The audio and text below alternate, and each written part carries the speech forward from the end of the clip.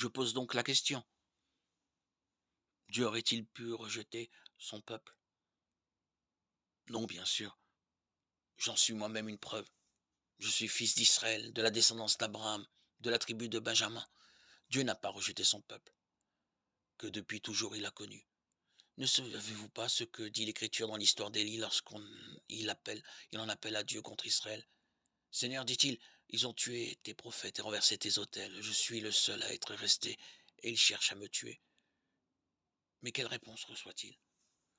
J'ai fait en sorte qu'il reste pour moi 7 000 hommes qui ne sont pas mis à genoux devant Baal.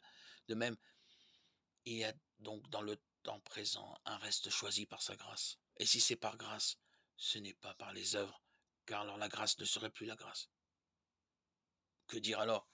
Ce qu'Israël recherche, il ne l'a pas obtenu, mais les élus l'ont obtenu, tandis que les autres ont été endurcis, comme le dit l'Écriture.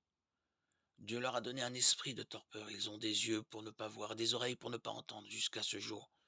David dit aussi que leurs repas deviennent pour eux un piège, une trappe, une occasion de chute, un juste châtiment, que leurs yeux s'obscurcissent pour qu'ils ne voient plus. Fais-leur sans cesse courber le dos.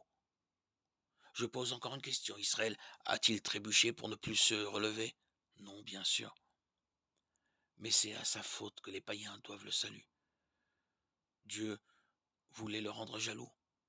Or, si la faute des fils d'Israël a été un enrichissement pour le monde, si leur échec a été un enrichissement pour les païens, que dire alors du jour où l'ensemble d'Israël sera là?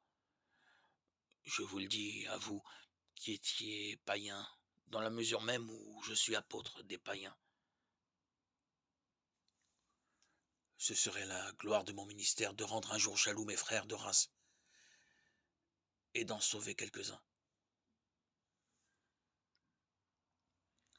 Romains 11, 1, 14.